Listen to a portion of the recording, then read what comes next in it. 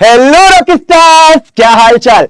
स्वागत है मेरे चैंपियंस आपके इसी अमेजिंग से प्लेटफॉर्म फिजिक्स वाला में। मैं हूं आपका मैथ मेंटर अभिनय। आ चुका भैया एक और धमाकेदार से धुआंधार से चैप्टर के साथ, that is your arithmetic progression. देखो यार, ये जो पूरी कहानी है माइंड मैप को लेकर, ये तो हमने सर अपनी जर्नी स्टार्ट कर दी है और हर एक चैप्टर के कॉन्सेप्ट का एक माइंड मैप प्रिपेयर कर रहे हैं, या यूं बोले कॉन्सेप्ट मैप, और सारे के सारे सवाल लग जा रहे हैं। अब इस चैप्टर को लेकर जो भी डिफिकल्टी आपकी बच्चों, वो आज दूर होने वाला है। आपके बहुत सारे भ्रम आपसे दूर होने वाले कि सर इस चैप्टर से जो सवाल आते हैं बहुत टफ आते हैं, कॉन्सेप्ट बहुत महंगा है।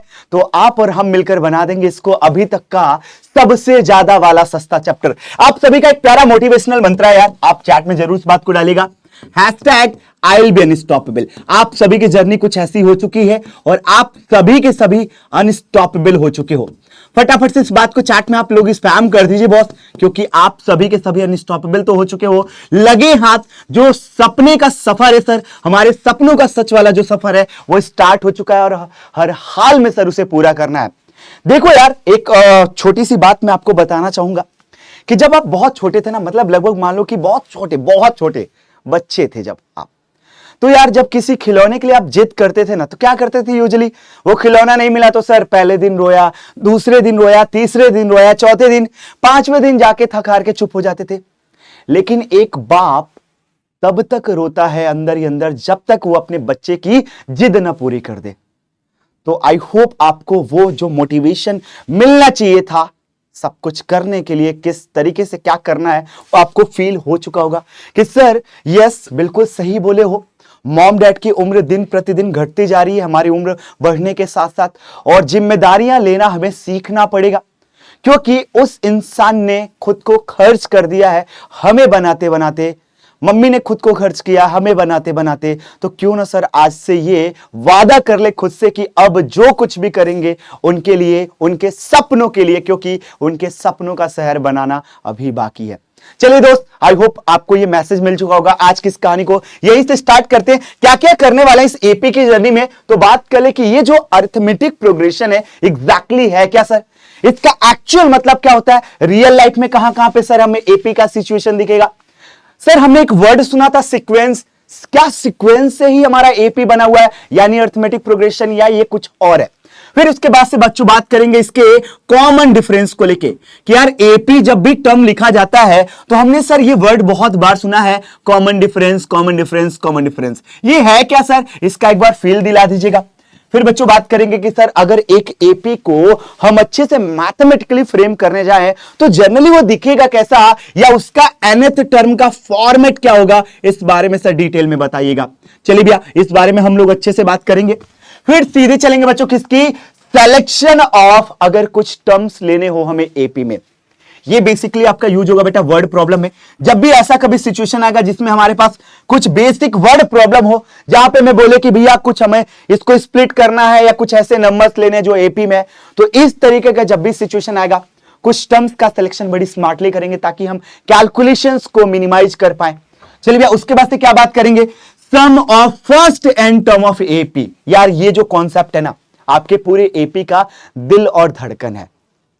ऐसा मान के चलो कि इस पूरे एपी की कोई जान बोला जाएगा तो वो यही कॉन्सेप्ट है बेटा, क्या, sum of first N term of an AP. क्योंकि जो सबसे ज्यादा टफेस्ट सवाल बनते हैं पर्टिकुलरली इस चैप्टर को लेके, एक तो वो इस वाले कॉन्सेप्ट से बनते बच्चों, और दूसरा बनता आपके nth टर्म से।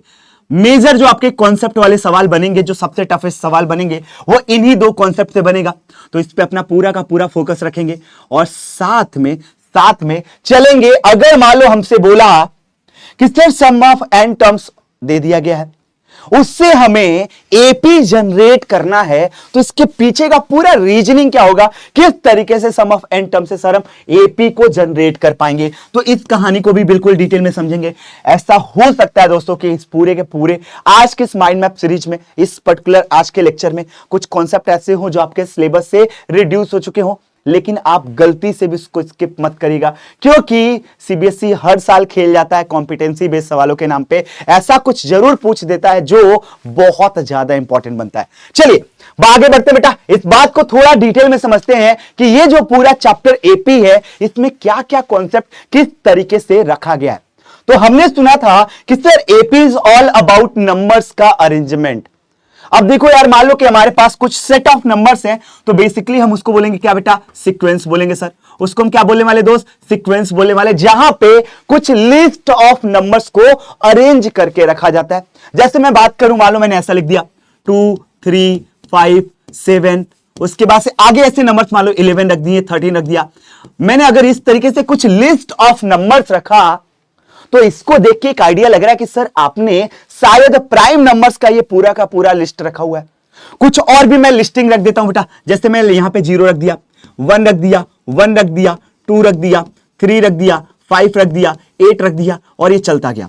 अब आप ऐसा महसूस कर पा रहे हो कि भैया यहां पे ना अगला वाला टर्म पिछले वाले टर्म से जोड़ के उसका नेक्स्ट लिखा गया है। देखना, 1 निकालने के लिए 0 + 1, 2 निकालने के लिए 1 + 1, 3 निकालने के लिए 2 + 1, यानी जो आगे वाला टर्म है लास्ट के 2 टर्म का समय, यानी एक पर्टिकुलर पैटर्न तो फॉलो हो रहा है, यानी कुछ लिस्ट ऑफ नंबर्स का यहां पे खेल चल रहा है। चलिए भाई, आई होप इस बात को आप समझ गए होंगे कि सीक्वेंस का मतलब होता है कि सर जहां पे कुछ लिस्ट ऑफ नंबर्स हो। ये सारे के सारे क्या दोस्त? लिस्ट ऑफ नंबर्स हैं। अगर मैं आपसे बोलता हूं कि मुझे 50th पोजीशन पे जो नंबर है प्राइम वाला, वो बता दो, सर कैसी बात कर रहे हो? 50वें पोजीशन पे पता नहीं कौन सा आएगा। अगर मैं बोलता हूं कि 1 लाख पोजीशन पे कौन सा प्राइम नंबर आएगा, सर इसका कोई nth टर्म का फॉर्मूला तो है नहीं। क्या बोला मैंने दोस्त?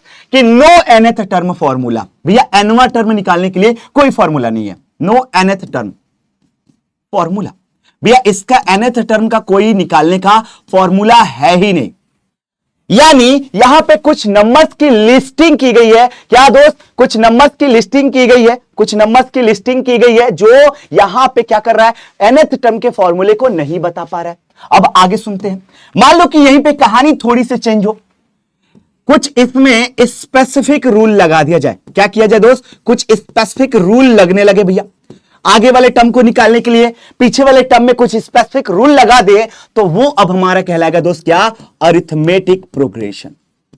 क्या कहलाएगा दोस्त? Arithmetic progression. यानी हम ये कह सकते हैं कि सर अरिथमेटिक प्रोग्रेशन भी हमारा एक सीक्वेंस होता है, लेकिन इस सीक्वेंस में कुछ स्पेसिफिकली रूल अप्लाई होता है। अब ये कैसा रूल होता है, क्या रूल होता है, उसके बारे में समझाता हूं। एपी बोलता है कि अगला टर्म पाने के लिए पिछले टर्म में कुछ फिक्स नंबर जोड़ते जाओ। अगला टर्म पाने के लिए पिछले टर्म में कुछ फिक्स नंबर जोड़ते जाओ। यही बस एक पैटर्न फॉलो कर लो। In order to get next term add of fix number in preceding term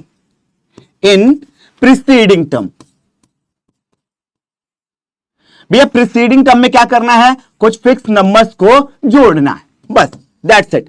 अब यार इसका मतलब सर अंदर से फील नहीं आ रहा है, थोड़ा डिटेल में बताना, क्या बोलना चाह रहे हो? बताता हूं बेटा।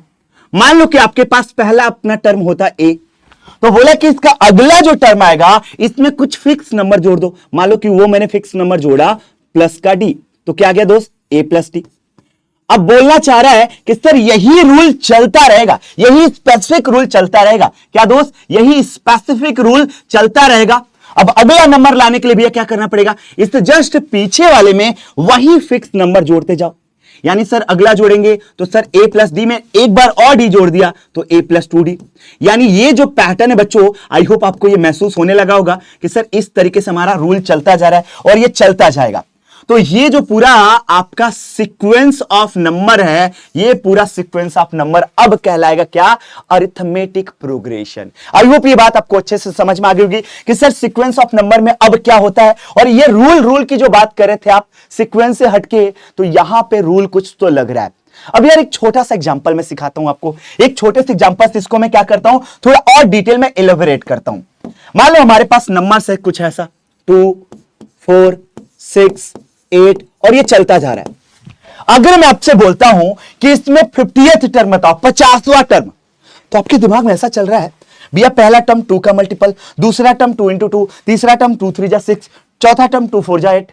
तो सर ऐसा लग रहा है कि 50वां जो टर्म आएगा, 50th टर्म जो आएगा 50 × 2 यानी 100 आ जाएगा। क्या कहना चाह रहा हूं मैं? सर यहां पे nth टर्म के लिए एक स्पेसिफिक फॉर्मूला है, nth टर्म का फॉर्मूला है अपने पास। यहां पे क्या दोस्त, nth टर्म का फॉर्मूला मस्त वाले जबरदस्त वाले तरीके से निकल कर आ रहा है। तो जब भी बात चलेगी प्रोग्रेशन को लेके बेटा, तो वहां पे आपके nth टर्म का कोई ना कोई बेसिक फॉर्मूला बनेगा ही बनेगा, ये फॉर श्योर लिख कर ले लीजिए। अब आगे क्या करना है दोस्त, सर और डिटेल में इसको बताइए कि इस पूरे एपी में क्या है। मजा तो बहुत आ रहा सर सुन सुन के। अब सुनना, मान लो कि इस एपी को जो आपने ये इसका डेफिनेशन लिखा, इसको थोड़ा और डिटेल में समझे तो क्या सर उसका मतलब निकल के आ रहा है। ये जो आप फिक्स नंबर ऐड कर रहे हो दोस्त, ये जो आप फिक्स नंबर क्या कर रहे हो, ऐड कर रहे हो, एडिंग फिक्स नंबर, ये जो प्रोसेस आप कर रहे हो ना बेटा, एडिंग फिक्स नंबर, तो यही फिक्स नंबर कहलाता है क्या, कॉमन डिफरेंस। यही फिक्स नंबर क्या कहलाता है दोस्त, कॉमन डिफरेंस। यानी सर अगर हमारे पास एक प्रोग्रेशन ऐसा दिया हो जिसमें किसी भी दो कॉन्सेक्यूटिव टर्म्स के बीच का गैप फिक्स दिखे। अब भैया इन दो कॉन्सेक्यूटिव टर्म्स के बीच का गैप देखिए, दोनों का डिफरेंस देखिए भैया डी, इन दोनों का डिफरेंस देखिए डी, इनके आगे का डिफरेंस देखिए डी। तो सर हमें महसूस होने लगा कि ये जो फिक्स गैप है, यानी ये जो हम नंबर वही फिक्स नंबर बार बार ऐड करते जा रहे थे, इसको बोलेंगे क्या, कॉमन डिफरेंस। तो भैया इसका मतलब क्या है, fix gap between two consecutive terms. भैया दो कॉन्सेक्यूटिव टर्म्स के बीच में जो गैप होगा वो बहुत मस्त जबरदस्त वाले तरीके से फिक्स टू फिक्स होगा सर, बार बार ये बदलेगा नहीं। कोई भी दो कॉन्सेक्यूटिव टर्म उठाएंगे उनके बीच का जो गैप है वो फिक्स रहेगा सर, वो बदलेगा नहीं। अब यहां पे एक छोटा सा मस्त सा जबरदस्त सा मैं फॉर्मूला लिख देता हूं कि सर कॉमन डिफरेंस को स्मॉल डी से रिप्रेजेंट करते हैं, और इसका एक्चुअल मतलब होता है कि इसकी वैल्यू निकालना। उसका मतलब हम समझ लेते हैं सिंपल लैंग्वेज में कि आगे वाले टर्म से आगे वाला टर्म माइनस पीछे वाला टर्म, ये बस इतनी सी बात याद रखना, आगे वाला टर्म माइनस पीछे वाला टर्म। ये बहुत सिंपल लैंग्वेज में लिख रहा हूं बेटा, पीछे वाला टर्म, ये बस याद रखना बेटा, आगे वाला टर्म माइनस पीछे वाला term, successive term minus preceding term, that's it. कभी भी ऐसा नहीं है कि आपने बोला कि दो कॉन्सेक्यूटिव टर्म्स के बीच का गैप तो पीछे वाले से आगे वाले को निकाल दिया, नहीं, आगे वाले नंबर से पीछे वाले नंबर को सबट्रैक्ट करिए, आपका कॉमन डिफरेंस मिल जाएगा। सर ये तो बात हमें समझ में आई, लेकिन सर एक बात बताओ, ये जो टर्म्स आप बोलते जा रहे हो, ये बहुत सारे टर्म्स हैं, इसका क्या एक्चुअल सेंस है, क्या मतलब है, थोड़ा और मजेदार तरीके से समझा दो। चलिए भैया इसके थोड़े हम चलते हैं, किस पे, टर्म्स की बात कर ले।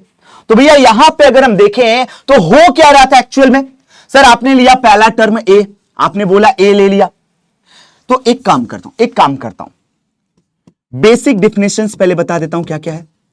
यहां पे नहीं, थोड़ा सा इसको और साइड में लिखते हैं, इसके बेसिक डिफिनेशंस पे चलते हैं कि जो बातें आप लिख रहे हो सर, इसके और बेसिक डिफिनेशन पे चलता हूं बेटा, मैं यहां पे समझाता हूं एक एक करके। यहां पे जो मैंने ए लिखा हुआ है इसको मैं बोलता हूं फर्स्ट टर्म, ये मैंने जो लिखा हुआ है ए, ये हमारा क्या हो जाएगा दोस्त, फर्स्ट टर्म हो जाएगा, ठीक है भैया। सर आपने एक और वर्ड लिखा है डी हमारा हो जाता है दोस्त कॉमन डिफरेंस, क्या हो जाता है, कॉमन डिफरेंस। अच्छा इसके अलावा सर नोटेशन में और क्या क्या बातें होती हैं वो भी बता दो। तो नोटेशन में बेटा आपका ए और डी के अलावा एन भी लिखा जाता है, कभी कभी एन का यूज किया जाता है nth टर्म के लिए, तो एन होता है बेटा क्या, नंबर ऑफ टर्म्स। सर ठीक है, सर कभी कभी एन या टीएन लिखा रहता है, ये क्या बेटा, इसका मतलब होता है बेटा आपका nth टर्म, इसका मतलब क्या होता है दोस्त, nth टर्म होता है।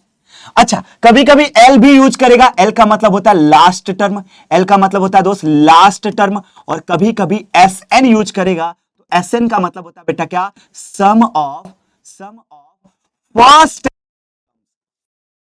एन टर्म्स, भैया इसका ये मतलब हो जाता है कि sum of first N terms. I hope ये बेसिक सी बात जो है आपको बिल्कुल अच्छे से क्रिस्टल क्लियर वाले मैनर में समझ में आ चुका होगा। चलिए भैया तो इस बात को थोड़ा और डिटेल में समझ लेते हैं कि ये एग्जैक्टली आपने लिखा जो सर, क्या इसी को नोटेशंस बोलते हैं, यस बेटा, एक एपी का नोटेशन बेसिकली इन्हीं सारे कीवर्ड्स पे डिपेंड होता है। तो ये क्या दोस्त, ये हमारा है नोटेशन, ये हमारा बेसिक नोटेशंस है कि क्या क्या नोटेशंस हम यूज करते हैं सर इसी एपी वाले चैप्टर में। चलिए अब बात कर लेते हैं कि सर ये जो टर्म्स टर्म्स टर्म्स सम आप बोल रहे थे इतने देर से, ये एग्जैक्टली है क्या? तो यहां पे मैं टर्म्स की बात कर लूं तो मान लो कि हमने स्टार्टिंग किससे की बेटा, सबसे पहला टर्म ए की बात की।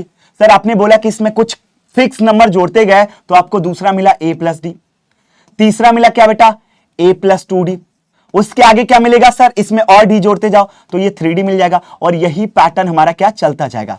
अब यहां पे एक इंटरेस्टिंग फैक्ट बन रहा है, वो देखना क्या है बेटा। पहला टर्म है, ये हमारा फर्स्ट टर्म है बेटा, ये हमारा फर्स्ट टर्म है, कुछ ऐसा मिल रहा है। सेकेंड टर्म हमारा कुछ ऐसा मिल रहा है, और थर्ड टर्म कैसा मिल रहा है बेटा, ऐसा मिल रहा है। थर्ड टर्म ऐसा मिल रहा है सर, फोर्थ ऐसा मिल रहा है। अब हमने महसूस किया, थोड़ा सा और मैं डिस्टेंस बनाकर लिख देता हूं, क्योंकि सेकेंड टर्म ये हमारा ए प्लस डी है, सेकेंड टर्म जो है हमारा वो ए प्लस डी है। तो पहला टर्म हमारा सर कुछ ऐसा मिला, पहला टर्म हमारा कुछ ऐसा मिला। सेकेंड टर्म हमारा कैसा मिल रहा है दोस्त, सर ए प्लस डी मिल रहा है। थर्ड टर्म कैसा मिल रहा है दोस्त, सर थर्ड जो मिल रहा है ए प्लस टू डी मिल रहा है। अच्छा फोर्थ कैसा मिल रहा है सर, ए प्लस थ्री डी मिल रहा है। अब जब इनको थोड़ा डिटेल में समझा गया, इनके पैटर्न को समझा गया, तो ऐसा लगा कि सर जो डी का कोफिशिएंट है वो उस टर्म से एक कम आ रहा है। यानी अगर मैं बात करता हूं nth टर्म की, nth टर्म की, तो क्या आ जाएगा दोस्त, सर ए तो सब में था, लेकिन डी का जो कोफिशिएंट है वो उस टर्म से एक कम मिल रहा है। ये ऐसा पैटर्न हमारे पास बन के आ गया। बस यहीं से हम समझ गए बेटा क्या, कि nth टर्म हमारा जो होगा वो दिखेगा कुछ ऐसा। nth टर्म कैसा दिखेगा दोस्त, वो कुछ ऐसा दिखेगा सर। nth टर्म हमारा कुछ ऐसा दिखेगा, यही हमारा क्या कहलाया दोस्त, nth टर्म। ये हमारा क्या कहलाया दोस्त, nth टर्म। आई होप ये बात आपको पैटर्न समझ में आया होगा कि ये nth टर्म आया कहां से सर, जो हम बार बार रखते आ रहे थे, क्या a plus n minus one into D, ये बेसिकली क्या है और कैसे आया हुआ है। अब थोड़ा आगे बात बढ़ाते हैं। nth टर्म तो हमने समझ लिया सर, कभी कभी हमारे पास क्या होता है, बोलता है इसके अलावा कि कुछ टर्म्स का सिलेक्शन करके दिखाओ, कुछ टर्म्स का सिलेक्शन करके दिखाओ, तो उसकी भी बात कर लेता बेटा, क्या, selection of terms. Selection of terms की मैं बात कर लूं, सिलेक्शन ऑफ टर्म्स की बात कर लूं। अगर मैं आपसे बोलता है कि 3 टर्म चाहिए, कितना, three terms in AP, 3 terms in AP, ऐसा अगर आपसे बोलता है बेटा, तो यूजुअली कैलकुलेशन को और ज्यादा रिड्यूस करने के लिए वो जो टर्म लेंगे बेटा वो कुछ ऐसा लेंगे, कैसा, ए माइनस डी, ए और ए प्लस डी। अगर आप इनको ऑब्जर्व करो तो ये 3 लगातार टर्म बनते हैं, 3 लगातार टर्म बनते हैं। अगर बोलता है कि 4 टर्म ले लो तो ए माइनस टू डी, ए माइनस डी। अगर आपसे बोलता है कि 4 टर्म्स ले लीजिए, 4 टर्म्स इन एपी है भैया, 4 टर्म्स इन एपी है। अगर आपसे कोई बोलता है कि ऐसा कुछ हमारे पास चाहिए, रिक्वायरमेंट है, तो आप क्या लोगे दोस्त, सर हमें ले लेंगे ए माइनस टू डी, फिर लेंगे ए माइनस डी, फिर ले लेंगे सर ए प्लस डी, और फिर आगे ले लेंगे क्या दोस्त, ए प्लस टू डी। ऐसा अगर आप यहां से महसूस करो तो इन दोनों के बीच का डिफरेंस कितना है दोस्त, वेट वेट वेट वेट, ए माइनस थ्री डी, ए माइनस थ्री डी, ए माइनस थ्री डी, क्योंकि सर यहां पे कॉमन डिफरेंस थोड़ा चेंज होता जा रहा है। तो यहां पे आप क्या क्या लोगे दोस्त, सर यहां पे लेंगे ए माइनस थ्री डी, फिर लेंगे ए माइनस डी, फिर लेंगे बेटा कितना, ए प्लस डी, और यहां पे ए प्लस थ्री डी। अब यहां पे आप महसूस करो कि दो के बीच का गैप 2D 2D 2D। तो भैया इस तरीके से आप 4 टर्म्स को एपी में ले सकते हो। ये बेसिकली हो गया क्या, selection of terms in AP. Sir जब भी हमें कुछ टर्म्स को सेलेक्ट करना पड़ा एपी में, तो ये वाला बेसिकली फंडा हम अप्लाई करेंगे। चलिए आई होप ये बात समझ में आ गई होगी। अगर मान लो आपको कोई बोले कि सर हमें सम ऑफ एन टर्म्स चाहिए किसी एपी का, तो वो कैसे निकाले, तो हमारे पास जो बेसिक फॉर्मूला बन के आता है दोस्त, वो आता है सम ऑफ एन टर्म्स के लिए, sum of first N terms, first N terms, N terms of AP. इसके लिए अगर हम फॉर्मूले की बात करें दोस्त, तो वो हमारे पास बन के आता है एस ऑफ एन, मतलब फर्स्ट एन टर्म्स, और ये बनता है एन बाई टू। अंदर क्या होता है दोस्त, twice of A plus N minus one into D. ऐसा हमारे पास बेसिक फॉर्मूला बनता है। कभी कभी फर्स्ट और लास्ट टर्म के अगर हम उस तरीके से लिखें तो यही फॉर्मूला कुछ ऐसा फ्रेम होगा, ए प्लस एल, जहां पे एल क्या है दोस्त, हमारा लास्ट टर्म है। तो ये जो दो बेसिक फॉर्मूले बनते हैं बेटा, ये बनते हैं आपके सम ऑफ एन टर्म्स को लेके। कई बार ऐसा होता है कि हमारे पास एस एन गिवन है और आपसे बोलेगा कि एपी बताओ, क्या बोलेगा दोस्त, कि काफी बार ऐसा होता है, if S N is given, Sn is given and asking for asking for N और कॉमन डिफरेंस। अगर ऐसा कुछ पूछ दिया कि हमें एन बता दो, nth टर्म जिससे हम एपी निकाल पाए, या कॉमन डिफरेंस बता दो, तो कुछ ऐसा दिमाग लगाएंगे। एन जो होता है दोस्त वो आपका आता है S N minus times S N minus one. यानी इसका क्या सेंस है सर, एस जहां जहां पे एन है वहां पे एन माइनस वन डाल दो। और जो कॉमन डिफरेंस आता है दोस्त वो हमारे पास आता है कुछ ऐसा, A N minus A N minus one, या इसको अगर एस एन के फॉर्मेट में लिखूं तो कुछ ऐसा हो जाता है, S N minus twice of S N minus one plus twice of sorry plus plus plus S of N minus two. तो ये कुछ बेसिक हमारे फॉर्मेट होते हैं किसको लेकर सर, अगर हमारे पास एस एन दिया हो तो उससे हम ए एन कैसे निकालें, या अगर हमारे पास एस एन दिया हो तो उससे कॉमन डिफरेंस डी को किस तरीके से निकाला जाए। सर क्या और भी कुछ कॉन्सेप्ट हमारे इस पूरे के पूरे क्राइटेरिया से बच रहा है? नहीं दोस्त, एक आखिरी कॉन्सेप्ट है, मैं समझा देता हूं कि अगर हमसे बोले अरिथमेटिक मीन को लेके, अरिथमेटिक मीन को लेके, किसको दोस्त, अरिथमेटिक मीन को लेकर, अरिथमेटिक मीन को लेकर बोले तो क्या होता है सर, अरिथमेटिक मीन को लेकर अगर बोलेगा, मान लो कि हमारे पास दो नंबर है ए एंड बी, तो उसका अरिथमेटिक मीन जो होता है वो कुछ इस तरीके से दिया जाता है, वो हमारे पास दिया जाता है क्या, ए प्लस बी बाई टू। ये हमारा क्या कहलाता है दोस्त, ये हमारा कहलाता है एएम, ये जिसको बोलते हैं अरिथमेटिक मीन। ये हमारा क्या कहलाएगा दोस्त, ये हमारा अरिथमेटिक मीन कहलाएगा। सो आपके क्लास 10th की जर्नी में ये बेसिक बातें जो हैं वो दी गई हैं। अगर इतना सा भी आप समझ पाए होंगे तो आपके क्लास 10th के जितने भी क्वेश्चंस है वो हर एक क्वेश्चंस बनेगा। अब यार देखो, ऐसा मैं मान के चल रहा हूं कि कहीं ना कहीं दिक्कत थोड़ी बहुत हो रही होगी कि सर पता नहीं ये बात हमें उतने डिटेल में समझ में आई कि नहीं आई। अभी तो लग रहा है कि चलो समझ में आ गया, लेकिन सर अगर काश कुछ क्वेश्चंस आप करा देते तो मजा डबल हो जाता। मैं एक काम करता हूं दोस्त, क्वेश्चन ही नहीं कराता हूं, पूरे के पूरे एपी चैप्टर को धुआंधार एक लास्ट टाइम तोड़ने की कोशिश करते हैं। What is AP? हमने समझाया कि सर एपी का मतलब होता है कि एक ऐसा लिस्ट ऑफ नंबर जिसमें कुछ सर्टेन रूल लग जाए, कुछ स्पेसिफिक रूल लग जाए। सर कैसा रूल? ऐसा रूल कि जिसमें हर एक टर्म कैसे मिल जाए भैया, हर एक टर्म को हम बड़े आसानी से कैलकुलेट कर पाए।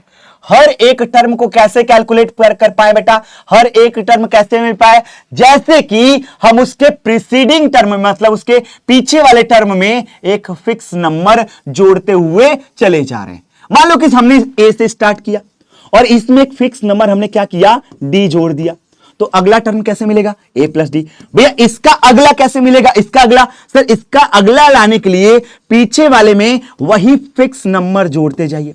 अब देखना, यहां से ऑलरेडी ए प्लस डी था, एक बार और डी जोड़ोगे ए प्लस टू डी। भैया इसका अगला लाने के लिए इससे हमारे प्रीसीडिंग नंबर में वही फिक्स वैल्यू जोड़ते जाओ एक बार और।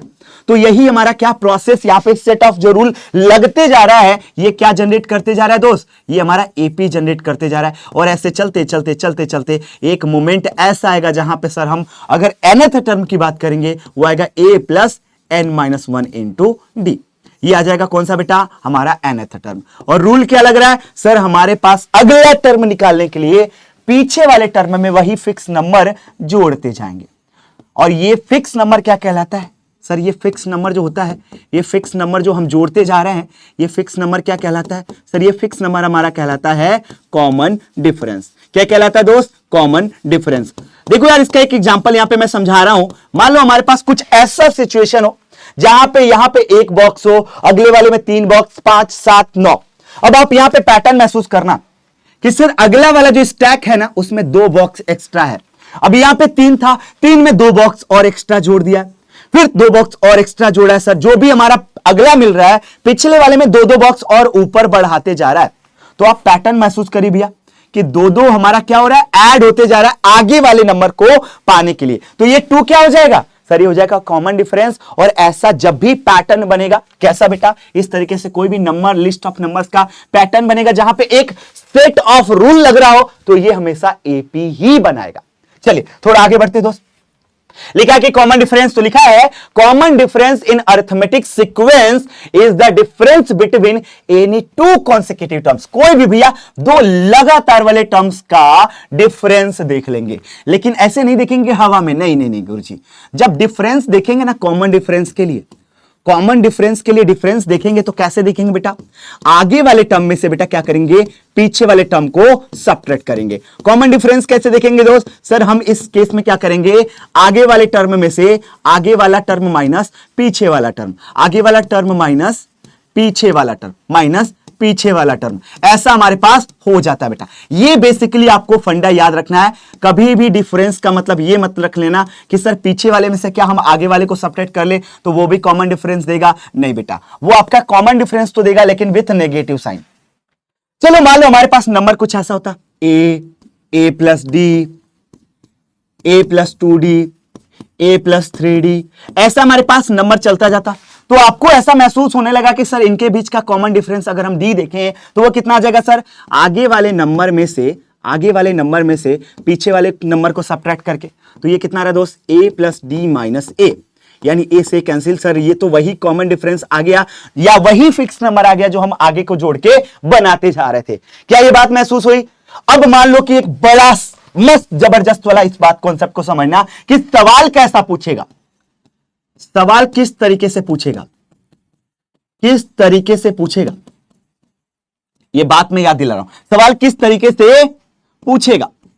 अगर मैं सवाल की बात करूं कि आपके एग्जाम में सर कैसा पैटर्न सवाल का होगा, इस कॉमन डिफरेंस को स्पेसिफिकली बात करें कि अगर मान लो हमारे पास कॉमन डिफरेंस से रिलेटेड कोई सवाल अगर हमें बोर्ड में पूछेगा भी तो कैसा पूछेगा, ऐसा पूछेगा कि भैया कुछ नंबर्स हैं जो एपी में है लेकिन वे लगातार नंबर हैं, consecutive set of numbers they देगा, consecutive set of numbers they देगा, सेट ऑफ नंबर्स दे देगा। जैसे कि मैं एग्जांपल देता हूं, मान लो दे दिया कि A B C D E, ये हमारे क्या है बेटा, एपी में है, तो बोलेगा कुछ कि कुछ कैलकुलेट करो। अगर ये एपी में है, अगर ये एपी में है तो भैया सीधा सा इसका मतलब निकालेंगे कि पीछे वाले नंबर में से आगे वाले नंबर को सब्ट्रैक्ट करने पे कॉमन डिफरेंस। भैया ये कॉमन डिफरेंस हर जगह जब सेम है तो भैया आगे वाले नंबर में से पीछे वाले को सब्ट्रैक्ट करो सर, आगे वाले नंबर में से पीछे वाले को सब्ट्रैक्ट करो सर, आगे वाले नंबर में से पीछे वाले को सब्ट्रैक्ट करो सर।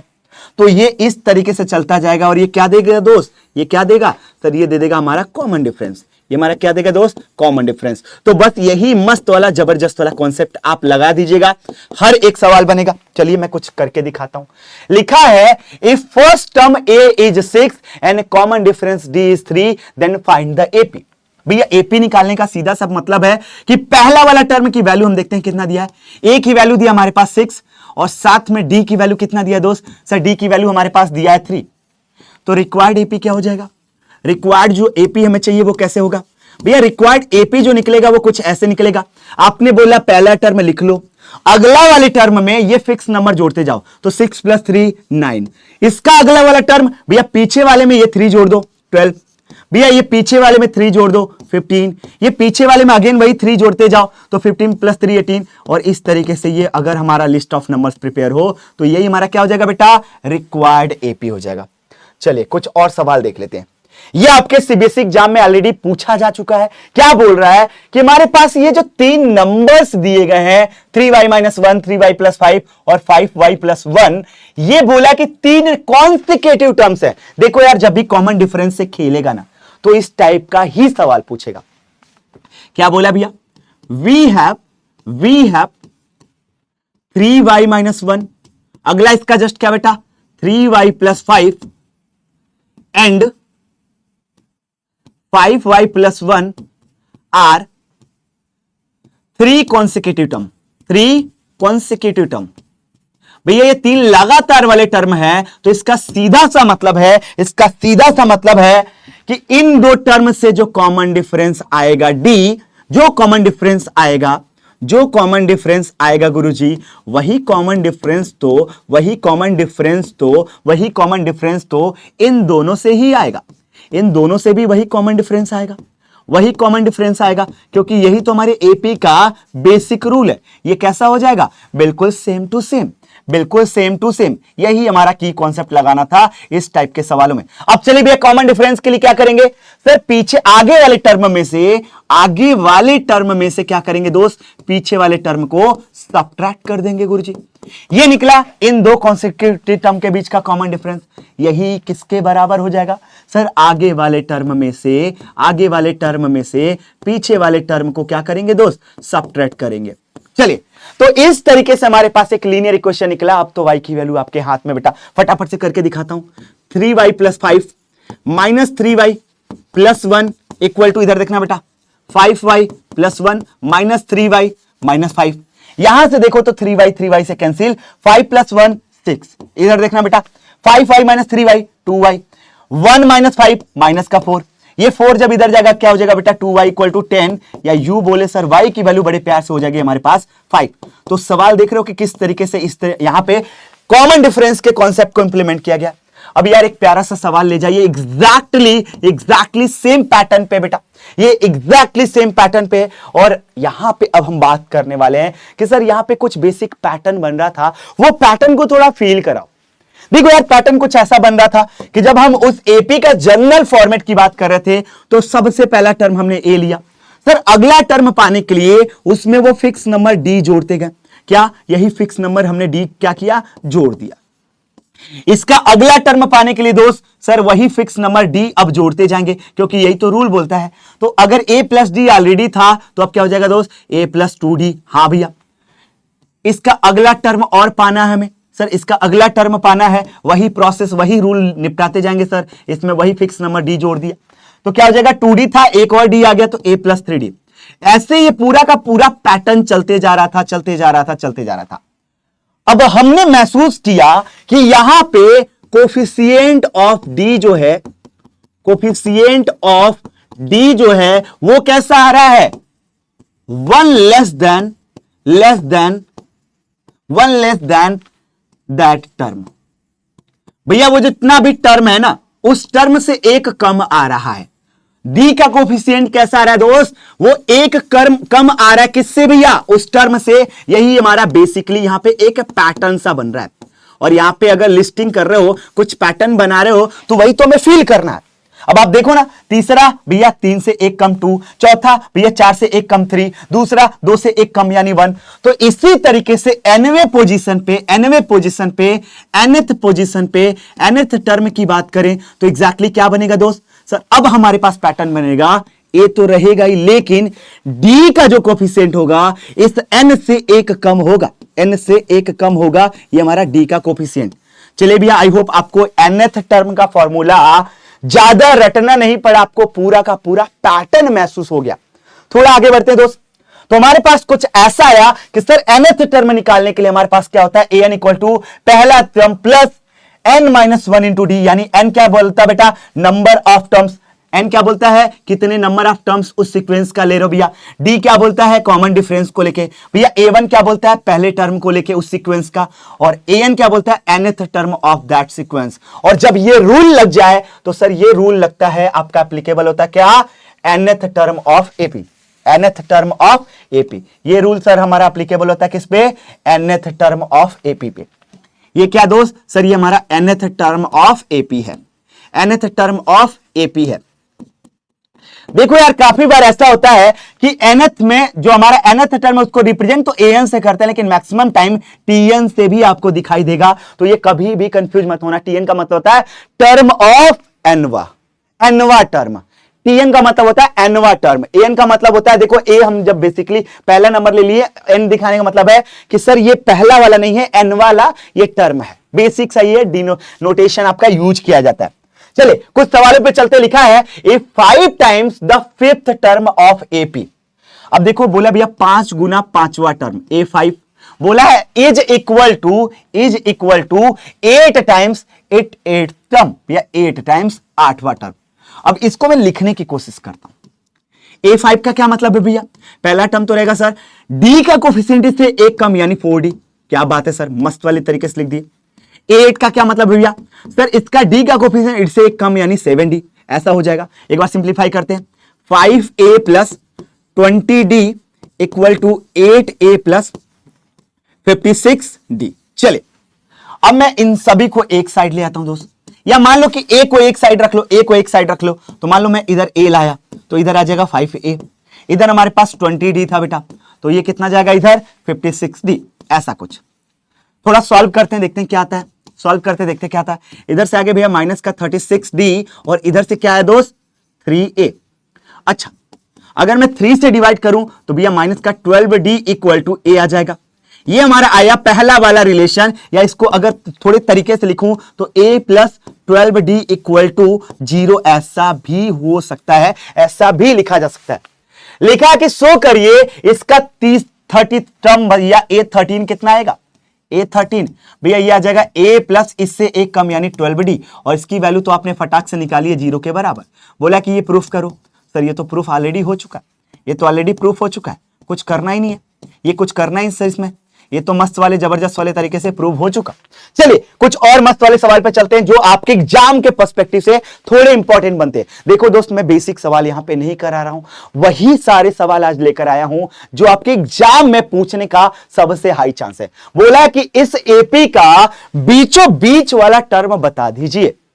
अब सर हमें यहां पे पता ही नहीं है कि इस एपी में टोटल कितने टर्म लिए गए हैं, तो वो कैसे बता दे। ये आपका क्या दिखाएगा दोस्त, सर ये तो हमारा दिखाएगा पहला टर्म, ये क्या दिखाएगा एनवा टर्म। नहीं पता तो मान लेते कि टोटल एन टर्म्स है। Let there is total n terms in given AP. भैया जो भी एपी हमारे पास दिया गया उसमें टोटल एन टर्म हमारे पास दिए गए। अब क्या करेंगे भैया, एन का फॉर्मूला लिखेंगे। सर ये तो आता है A plus N minus 1 into D, ठीक है भैया। एनवे पोजीशन पे हमारे पास है 37। चलिए भैया अब देख लेते हैं ए क्या आ जाएगा। सर ए अगर हम देखें तो हमारे पास दिया 213 plus N minus 1। Common difference का मतलब बताया था कि आगे वाले टर्म में से पीछे वाले टर्म को ही सबट्रैक्ट करना है दोस्त, ये बात याद रखना। चलिए इसको इधर ले जाओ बेटा, 37 minus 213 equal to n minus 1, और यहां पे कितनी वैल्यू आ रही है दोस्त, इन दोनों में देखना तो सर यहां पे माइनस का 8 आ रहा है, माइनस का 8 आ रहा है। अब देखना 213 में से 37 को क्या करना है दोस्त, सब्ट्रैक्ट करना। मैं थोड़ा होता हूं साइड में, आप कैलकुलेशन करिए भैया। तो हमें सर 37 माइनस 213 करना है, तो ये आ जाएगा माइनस का 176। कितना दोस्त, माइनस का 176। ये आ जाएगा माइनस का 176 equal to n minus 1 into minus का 8। अब भैया इससे डिवाइड कर लेते हैं, देखते हैं कितना आ रहा है। माइनस का 176 माइनस का 8 इक्वल टू एन माइनस 1। क्या बात है सर, ये जीरो एक माइनस से माइनस कैंसिल। अगर इसको डिवाइड करो 8 2 जा 16, 8 2 जा 16, ये एन माइनस 1। यानी सर फाइनली एन की वैल्यू आ गई 23, एन की वैल्यू आ गई 23। अब यह टोटल 23 टर्म्स है। कितने दोस्त, टोटल 23 टर्म्स है भैया, और बीचों बीच वाला पूछा है। मिडिल टर्म क्या आता है, मिडिल टर्म जिसको हम क्या बोलते हैं बेटा, मीडियन भी बोलते हैं। तो मिडिल टर्म क्या आएगा दोस्त, अगर नंबर ऑफ टर्म्स ऑड है तो उसमें एक ऐड करिए और डिवाइड बाय 2 कर दीजिए, ये वाला टर्म, इतना वाला टर्म। तो भैया ये कितना हो जाएगा 24 डिवाइडेड बाय यानी 12वां टर्म। सर बीच वाला जो टर्म आएगा वो आएगा 12th वाला टर्म। तो भैया a 12 कितना हो जाएगा, सर ये हो जाएगा a प्लस 11d। अब कर लेते हैं फटाफट से। a की जगह पे कितना दोस्त 213 है, 11 इंटू 2 की जगह पे माइनस का 8, क्या बात है, ये हो जाएगा 213 माइनस का 88। देखिएगा सर 3 में से 8 नहीं जाएगा, कैरी ओवर 13 में से 8 जाएगा, सर बचेगा 5। इसने जब कैरी ओवर दिया 0, भैया 0 से 8 तो जाएगा नहीं, एक कैरी ओवर लेकर 10 में से 8 जाएगा, कितना बचेगा बेटा 2, और ये कैरी ओवर देने के बाद 1। यानी सर हमारे पास बीचों बीच वाला जो टर्म होगा वो आएगा 125। This would be the final answer. चलिए थोड़ा आगे बढ़ते हैं। लिखा है कि इस एपी का कौन सा टर्म -81 होगा। नहीं पता सर, मान लेते कि एनवा टर्म होगा। Let nth term of this AP, nth term of this AP is -81। क्या भैया, माइनस का 81 जो है वो nth टर्म है। तो भैया एनवा टर्म का फॉर्मूला हमारे पास ये आता है a plus N minus 1 into D. चलिए एनवा टर्म भैया क्या है, -81 हमने ले लिया है। पहला टर्म जो हमें दिख रहा है भैया वो क्लियर कट दिख रहा है 21। अच्छा एन की वैल्यू नहीं पता, कॉमन डिफरेंस कितना आएगा भैया, आगे वाले में से पीछे वाले को सबट्रैक्ट करना है। ये रूल आप नहीं बता रहे थे तो हम फटाक से 21 - 18 + 3 कर देते, जो कि गलत होता। इसको इधर ले जाओ बेटा, तो ये हो जाएगा माइनस का 21। क्या बचा n माइनस 1 इंटू, इधर से क्या बचा बेटा सर, इधर से बचा माइनस का 3। बहुत बढ़िया, इन दोनों को देखना, 1 + 1 2, 8 + 2 10, यानी माइनस का 102 equal to n minus 1 into minus का 3। क्या बात है। अब इस माइनस 3 को डिवाइड करिए भैया, minus 102 divided by minus 3 equal to n minus 1। Minus से माइनस कैंसिल, 3 3 जा 9, 3 4 जा 12, यानी n माइनस 1 की वैल्यू आ गई 34। तो सर इससे n की वैल्यू आ गई 35। सर ये इस एपी का 35th टर्म होगा। देयरफॉर क्या लिखा है दोस्त, 35th term of this AP, term of this AP will be -81, will be -81। क्या हो जाएगा दोस्त, -81 जो आप बोल रहे भैया इस पूरे एपी का 35वां टर्म होगा। बोला है क्या इसका कोई टर्म 0 हो सकता है, नहीं पता गुरुजी। तो मान लेंगे कि एनवा टर्म 0 होता। लेट, जब कुछ नहीं पता तो एनवा मान लो भैया, let nth term of this AP is 0। क्या भैया 0 है, तो लिख लेते भैया an equal to a plus n minus 1 into D. चलिए यहां पे 0 लिखते हैं। a की वैल्यू क्या भैया 21 है, n माइनस 1, डी की वैल्यू क्या है दोस्त, माइनस का 3 है। सर ये चीज ऑलरेडी हमारे पास दिया गया, इसको इधर ले जाओ, -21 equal to n minus 1 into minus का 3। चलिए माइनस के 3 से डिवाइड करते हैं दोस्त, माइनस का 21 डिवाइडेड बाई माइनस का 3 equal to n minus 1। Minus से माइनस कैंसिल, कितनी बार में, 7 बार में, तो ये हो जाएगा n की वैल्यू 8। भैया 8वां टर्म जो होगा वो इस एपी का होगा भैया क्या 0, यानी a8 कितना हो जाएगा 0 के बराबर। तो वही पूछा कि अगर ऐसा कुछ है तो इसके पीछे का रीजनिंग दीजिए। भैया ये पूरा रहा इसके पीछे का रीजनिंग। चलिए भैया आगे बढ़ते हैं। इस एपी का सबसे पहला नेगेटिव टर्म क्या होगा, नहीं पता भैया, मान लेते nth term. Let nth term of this AP is negative, is first negative term. क्या भैया, ये पहला नेगेटिव टर्म होगा भैया इस एपी का। क्यों सर नेगेटिव होगा, क्योंकि देखो इसमें कॉमन डिफरेंस क्या है, माइनस का, तो ये घटता जा रहा है। तो भैया इस टाइप के एपी को क्या बोलते हैं सर, ये बोलते हैं कि डिक्रीजिंग एपी है। कैसा भैया, एक होता है इंक्रीजिंग एपी जिसमें एपी की वैल्यू बढ़ती जाती है आगे वाले टर्म की, और एक होती है डिक्रीजिंग एपी। चलिए अब यहां पे हमने ये बात तो महसूस कर ली भैया, आगे क्या करें। अब यहां पे अगर ये चीज लिख लिया तो an लिख लेते हैं, an equal to a plus n minus 1 into D. अब देखो यार आज इस वाले क्वेश्चन से आपके बहुत सारे कॉन्सेप्ट की क्लैरिटी जो होगी वो टॉप नॉच लेवल तक जाएगी। कैसे समझाता हूं भैया, मान लो कि यहां पे दिया फर्स्ट नेगेटिव टर्म, तो आप ये कहना चाह रहे हो कि an तो हो जाएगा भैया लेस देन 0, सीधा सा मतलब है। क्यों भैया, पहला नेगेटिव टर्म मतलब वो तो 0 से छोटा ही होगा। तो इससे क्या हमने कंक्लूड किया बेटा कि a plus n minus 1 into D जो होगा वो लेस देन 0। वैल्यू रखिए भैया, a की वैल्यू 24, n माइनस 1, डी की वैल्यू कितनी है दोस्त, तो सर डी की वैल्यू आएगी 21 माइनस 24। यही तो आपने बताया कि आगे वाला टर्म माइनस पीछे वाला टर्म। अगर इस 24 को मैं इधर ले जाऊं दोस्त, इधर ले जाऊं तो क्या हो जाएगा सर, n माइनस 1 इंटू इसको देखा जाए तो ये माइनस का 3 है, और ये इधर जाएगा तो माइनस का 24। देखिएगा मैं एक बार क्रॉस चेक कर लूं, एपी यही है ना, 24 21 18 15, बिल्कुल ठीक है, बिल्कुल ठीक है, बिल्कुल ठीक है। अब मैं क्या करता हूं दोस्त, इस -3 को इसके नीचे ले जाता हूं डिवाइड करने। लेकिन हमें पता है कि इनइक्वालिटी में जब भी माइनस साइन से मल्टीप्लाई करेंगे या डिवाइड करेंगे, इनइक्वालिटी का साइन फटाक से चेंज हो जाएगा। क्या हो जाएगा दोस्त, सर चेंज हो जाता है। अगर ये लेस देन है तो ये ग्रेटर देन बन जाता है। चलिए माइनस का 24 डिवाइडेड बाय माइनस का 3 कितनी बार में करेगा भैया, 8 टाइम्स में। कितनी बार में, 8 टाइम्स में, यानी n माइनस 1 ग्रेटर देन 8, या यू बोले सर n ग्रेटर देन 9, इधर जाके जुड़ जाएगा।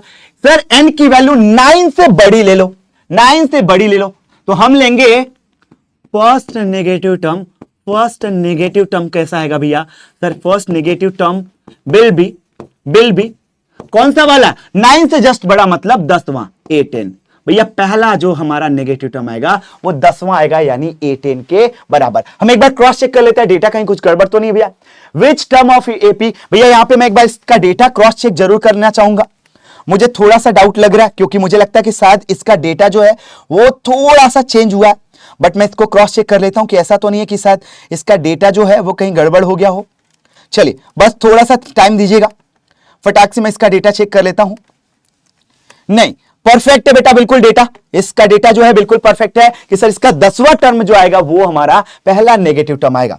So this is all about nth term. अब चलते हैं यार कि अगर कुछ टर्म्स का सिलेक्शन करना हुआ एपी में तो क्या करेंगे, ये बात ऑलरेडी मैंने समझाई कि कैलकुलेशंस को अवॉइड करने के लिए हम स्मार्टली एपी के 3 लगातार टर्म ऐसे लेंगे भैया, 4 लगातार टर्म ऐसे लेंगे भैया, ये बात हम याद रखेंगे। चलिए एक सवाल से चलते हैं। बोला कि 69 को 3 हिस्सों में तोड़िए और वो 3 हिस्से कैसे हो, लगातार वाले 3 एपी हो। तो मैं मान लेता हूं कि इसको 3 हिस्से में मैंने तोड़ा, कुछ ऐसा तोड़ा दोस्त, क्या तोड़ा, a माइनस डी पहला हिस्सा, दूसरा हिस्सा a और तीसरा हिस्सा क्या बेटा, a प्लस डी। मैंने इसको इस तरीके से 3 हिस्से में तोड़ा कि ये तीनों के तीनों कैसे हैं, such a way that they are in AP. Sir बिल्कुल आपने ऐसे तोड़ा है कि ये एपी में ही है, ये एपी में ही है। तो अकॉर्डिंग टू क्वेश्चन पहली बात तो जो आएगी कि सर तीनों को अगर मैं ऐड करूंगा, तीनों को अगर मैं ऐड करूंगा तो ये किसके बराबर जाएंगे, सर ये तो जाएंगे 69 के बराबर। किसके बराबर बेटा, 69 के। चलिए ऐड करते हैं। सर आपने इतना स्मार्टली लिया है कि पहले स्टेप से डी बाय बाय। सर ये तो ए की वैल्यू पहले स्टेप में निकाल दिया, ए की वैल्यू तो सर पहले ही स्टेप में निकल गया 23। क्या बात है, आगे बढ़ते हैं।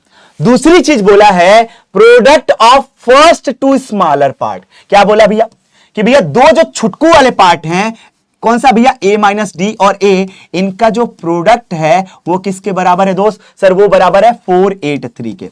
क्या, 483 के। अब a की वैल्यू सोचो नहीं निकली रहती कितना ज्यादा दिक्कत होता। a की वैल्यू डालते हैं 23 minus D multiplied by 23 equal to 483।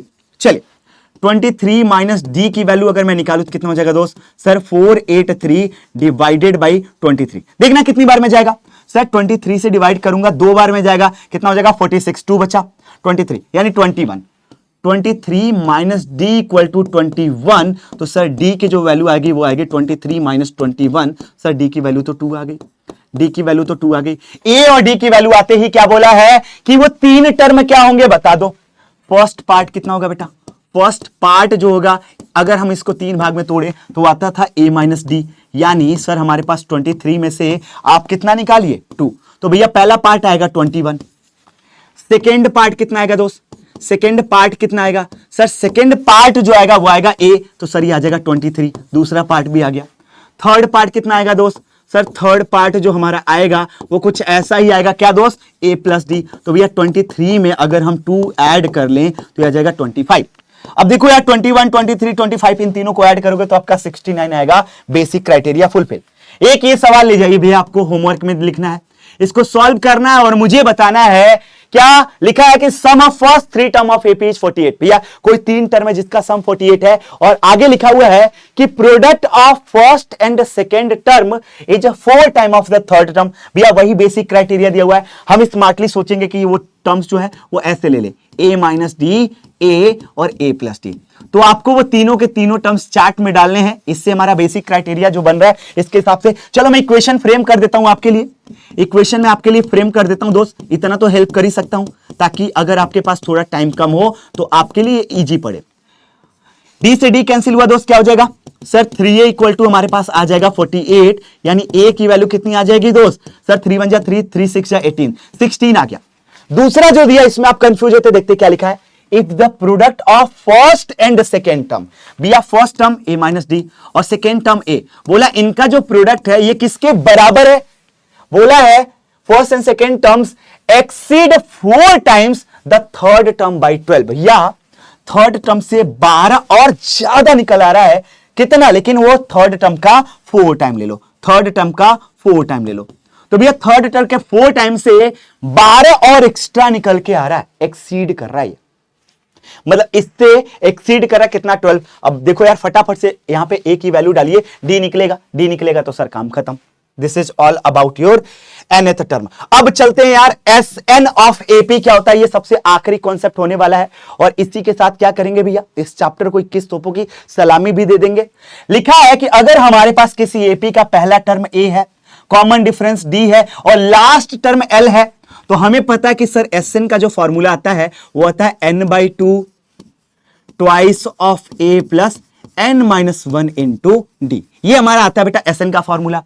Sir अगर फर्स्ट और लास्ट टर्म के अगर सेगमेंट में लिखना है तो n/2, अगर मैं इसको थोड़ा और ब्रीफली लिखूं a plus n-1 into D, ऐसे मैं तोड़ सकता था इस 2a को।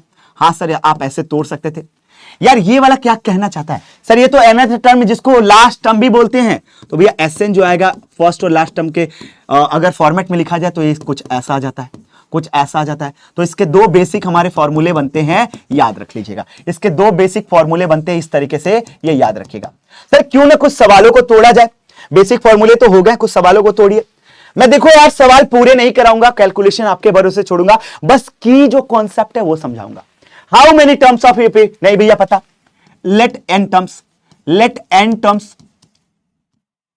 of this AP results कितना बेटा 120। भैया इस AP का 120 टर्म का सम निकालें तो भैया कितना हो जाएगा AP, तो भैया SN कितना हो जाता है sir n/2 twice of A plus n-1 into D. क्या यहां पे लास्ट टर्म दिया नहीं, तो भैया ये वाला फॉर्मूला लगाएंगे। Sn कितना बोला है, टोटल 120 हमें सम चाहिए भैया, बहुत बढ़िया। n की वैल्यू नहीं पता, रहने देते हैं। 2 टाइम्स a, तो भैया 2 टाइम्स a कितना हो जाएगा 6। भैया n-1 n नहीं पता तो छोड़ देते हैं। d कितना आ रहा है, 5 में से 3 जाएगा 2, बहुत बढ़िया। थोड़ा सॉल्व करते हैं दोस्त, ये क्रॉस मल्टीप्लाई होगा, कितना हो जाएगा सर, ये हो जाएगा अपने पास 240 इक्वल टू n, ब्रैकेट में देखना बेटा 6 प्लस 2n माइनस 2, क्या आ जाएगा दोस्त सर, ये 240 इक्वल टू हमारे पास आ जाएगा 6 टाइम्स सॉरी n टाइम्स, यहां से थोड़ा सॉल्व करते हैं तो 2n प्लस 4, यानी सर सीधे शब्दों में बोले 2n का स्क्वायर यहां पे, और ये हो जाएगा 4n, और इधर कितना बेटा 240। यानी अगर सर इसको थोड़ा सिंप्लीफाइड वे में एक ही जगह लिखें 2n square plus 4n minus 240 equal to 0, या यूं कैसा 2 कॉमन ले ले, n square plus 2n minus 120 equal to 0। भैया ये जो 2 0 के नीचे डिवाइड होते खत्म, n square plus 2n minus 120 equal to 0। अगर मैं इसके फैक्टर्स निकालूं तो दिमाग से निकालूंगा, कैसे बेटा, ऐसे निकालूंगा। सर ये हो जाएगा 10n minus, okay wait 12n minus n, 12n minus 10n। क्यों भैया देख लीजिए, 12 दाम 120, भैया 120 चाहिए था माइनस का, बहुत बढ़िया। ऐसा कुछ हो जाएगा दोस्त, पहले दो टर्म से n को कॉमन लो तो क्या हो जाएगा n प्लस 12। भैया यहां से अगर माइनस 10 कॉमन ले लो तो n plus 12 equal to 0, n plus 12 यहां से, और यहां से क्या बेटा n माइनस 10 इक्वल टू 0। भैया इससे तो n की दो वैल्यू आई, एक तो आ गया माइनस का 12 और एक आ गया प्लस का 10। किसको उठाएं किसको रिजेक्ट करें, भैया टर्म्स कभी नेगेटिव में नहीं होते हैं, सिर्फ पॉजिटिव होते हैं। यह टर्म्स को लेके एक बहुत इंपॉर्टेंट बात मुझे करनी थी।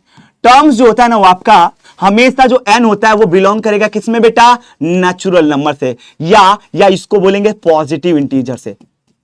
क्या नहीं हो सकता n, क्या नहीं हो सकता भैया, n जो है वो कभी आपका नेगेटिव नहीं हो सकता।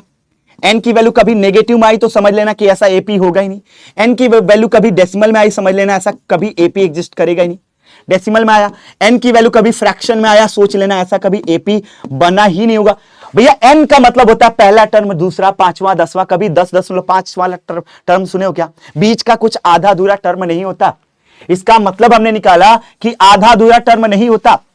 क्या इसका मतलब निकाला दोस्त, कोई आधा अधूरा टर्म नहीं होता, कोई आधा अधूरा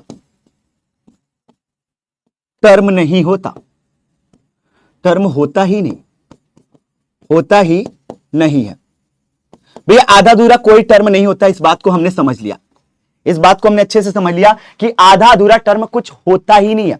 So this is all about your arithmetic progression। एक आखिरी चीज मैं करा देता हूं बेटा, सबसे आखिरी चीज समझा देता हूं कि कभी भी हमारे पास Sn दिया हो, Sn-1 दिया हो, तो हम क्या करेंगे दोस्त, यहां पे समझ जाएंगे कि An इस तरीके से निकलेगा। एक सवाल के साथ इस बात को खत्म करते हैं बेटा।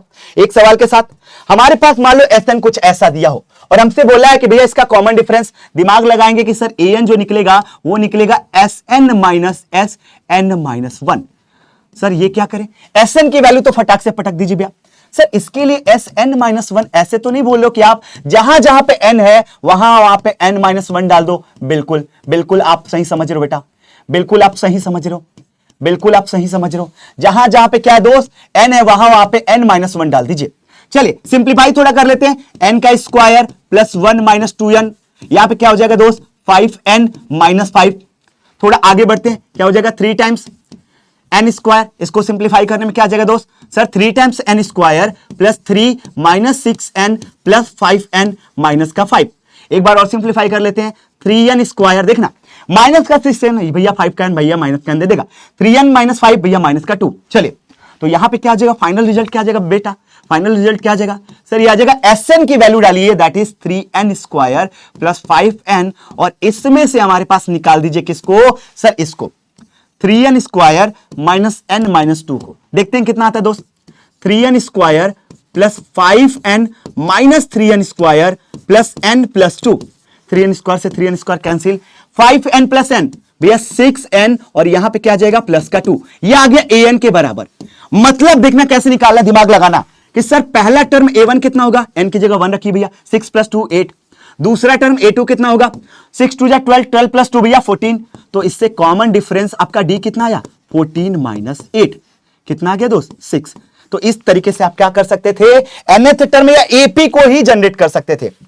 तो आई होप मेरे दोस्तों एपी की इस कहानी को आपने अच्छे से पूरे डिटेल में समझा होगा। अब इस कहानी को यहीं पे मैं खत्म करता हूं, मिलूंगा बहुत जल्दी एक और नए एक्साइटिंग चैप्टर के साथ। तब तक के लिए अपना ख्याल रखिए, हंसते रहिए मुस्कुराते रहिए, बस किसी का दिल ना दिखाइए। Good bye, bye bye, sayonara.